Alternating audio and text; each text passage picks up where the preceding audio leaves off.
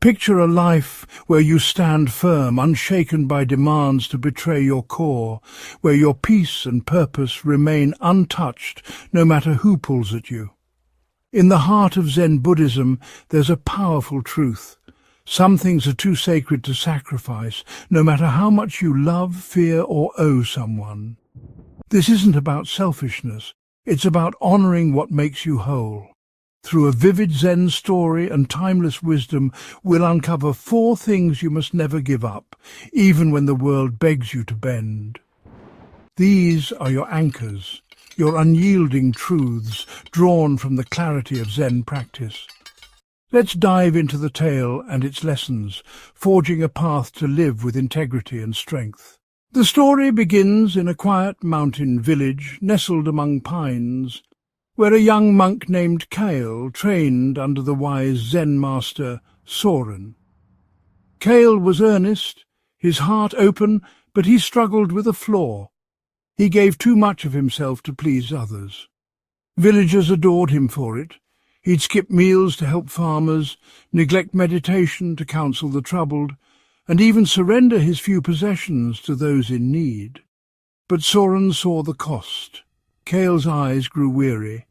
His focus wavered, his spirit dimmed. One autumn day, as leaves fell like whispers, Soren called Kael to the temple's garden. "Kael," Soren said, his voice like steady water, "you give generously, but you lose yourself. There are things no one should sacrifice, not for love, duty, or praise. Until you learn this, your path will falter." Kael, confused but trusting, bowed. Soren handed him a small, smooth stone. "Take this to the valley," he instructed. "Offer it to 4 travellers, each with a demand. Let their requests teach you what you must never surrender."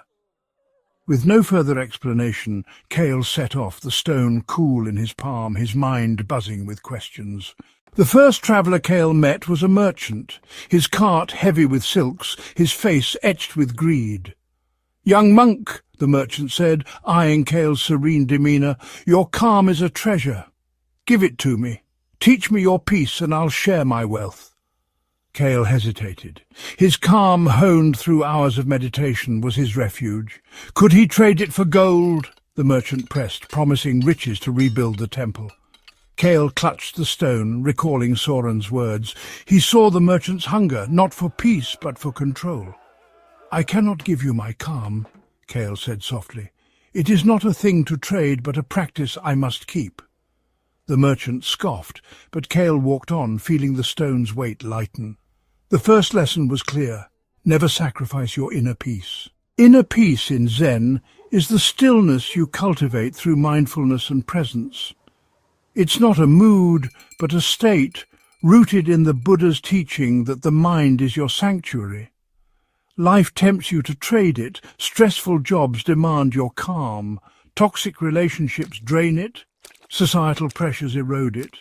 Imagine you're juggling a demanding boss and family expectations, your nights sleepless, your days tense. The urge is to give in, to let their needs consume your tranquility. But Zen says hold fast. Inner peace is your clarity, your strength. Without it, you're adrift, unable to act wisely. To protect it, practice Zazen, or seated meditation, daily. Sit for 5 minutes, spine straight, eyes half closed, focusing on your breath. When thoughts arise, I owe them, I must please them, note them like passing clouds returning to the breath. This builds a calm no one can take. In daily life, pause when pressure mounts. Feel your feet, breathe slowly and say, "My peace is mine." If a friend demands endless emotional labour, set boundaries kindly. "I care for you, but I need space." Track this. Note one moment daily where you preserved your calm. Kael learned this by refusing the merchant. You can learn it by refusing to let life's chaos steal your centre. Kael's second encounter was with a scholar, her arms full of scrolls, her eyes sharp with ambition. "Monk," she said, "your integrity shines. Give it to me. Bend your principles, support my cause, and I'll make you famous." Kael frowned. His integrity, his commitment to truth shaped by Zen's precepts, was his guide. The scholar's cause seemed noble, aiding the poor, but her methods were shady, twisting facts for gain. Kael felt the stone warm in his hand. Soren's warning echoed. "Integrity is not mine to give," he said. "It is the path I walk." The scholar sneered, but Kael moved on, his step firmer. The second lesson: never sacrifice your integrity. Integrity, in Zen, is living in alignment with truth and ethics, rooted in the Buddha's precepts. Don't harm, lie, steal, misuse intimacy, or cloud the mind. It's your moral compass, guiding you when others demand compromise. Picture a co-worker urging you to fudge a report for a promotion. It's tempting, it's just this once, but Zen warns, each betrayal of truth chips away at your core. Integrity isn't rigid moralizing, it's freedom from inner conflict. When you act with honesty, you sleep soundly, unburdened by guilt. To guard it, practice mindful speech. Before speaking, ask, is it true? Is it kind? Is it necessary? If a loved one pushes you to lie for them, say, "I love you, but I can't do that." Pair this with reflection. Each night, review one choice you made. Was it honest? If you slipped, don't judge. Resolve to try again. In tough moments, recall Kael's stand with the scholar. Integrity is your spine, keeping you upright when others pull you down. Journal it. Note one moment daily where you held true. This habit builds a life where truth, not expediency, reigns. The third traveller was a mother, her face worn, her child clinging to her side. "Monk," she pleaded, "your purpose is clear.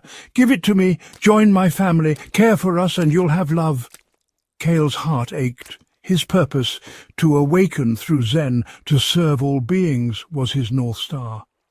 Abandoning it for one family, even a suffering one, felt wrong. The stone grew heavy, as if urging him to think. Soren's words rang, "What you must never surrender." Kael knelt, offering the mother food from his satchel. "I'll help as I can," he said, "but my purpose is my path." Tears fell, but she nodded. Kael walked on. The third lesson clear: never sacrifice your purpose. Purpose in Zen is your deeper calling, not just a job or role, but the why behind your actions. For some, it's creativity, for others, service or truth-seeking. The Buddha left his palace to find enlightenment, not because he didn't love his family, but because his purpose demanded it. Life will ask you to trade yours. Relationships may pull you from your dreams. Jobs may demand you prioritize profit over passion. Imagine you're an artist, but your partner wants you to take a stable office job. Zen says, honor your calling, compromise practically, work part-time if needed, but don't abandon what lights you up. To protect it, clarify your purpose. Spend 10 minutes writing, what matters most to me? What do I want to give the world? Revisit this weekly. In daily life, align one action with it. If your purpose is teaching, share knowledge, even in small ways. When others demand you pivot, give up your hobby, focus on us, respond firmly. This is part of who I am. Kael kept his path by helping without losing himself. You can too. Track it. Note one moment daily where you honored your purpose. This habit ensures you live for what's yours, not what's imposed. The final traveller was a warrior, his armour gleaming, his voice commanding. Monk, he said, your freedom is enviable. Give it to me. Serve under my banner and you'll have power. Kael froze. His freedom to choose his thoughts, actions and path was Zen's essence. Serving the warrior meant chains, even gilded ones. The stone seemed to pulse, echoing Soren's lesson. Freedom is my breath, Kael said. I cannot surrender it. The warrior laughed, but Kael walked away, the valley opening before him. The fourth lesson: never sacrifice your freedom. Freedom, in Zen, is inner sovereignty, your right to choose your response no matter the circumstance. The Buddha taught that no one can take your mind's freedom, only you can give it away. People will try, a controlling parent, a manipulative friend, a job that demands your soul. You're in a relationship where your partner dictates your choices. Don't see those friends, don't pursue that goal. Zen says, hold your ground. Freedom isn't rebellion, it's clarity. You can love deeply but refuse to be caged.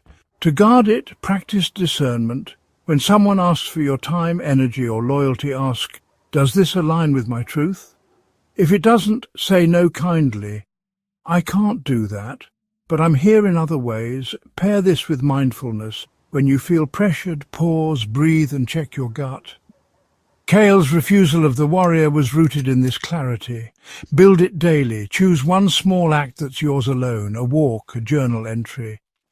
Journal it. Note one moment daily where you chose freely. This habit ensures your freedom remains untouchable. Kael returned to Soren, the stone still in his hand, his heart fuller. Master, he said, I offered the stone but gave nothing sacred. Soren smiled. You've learned what to hold fast, now live it.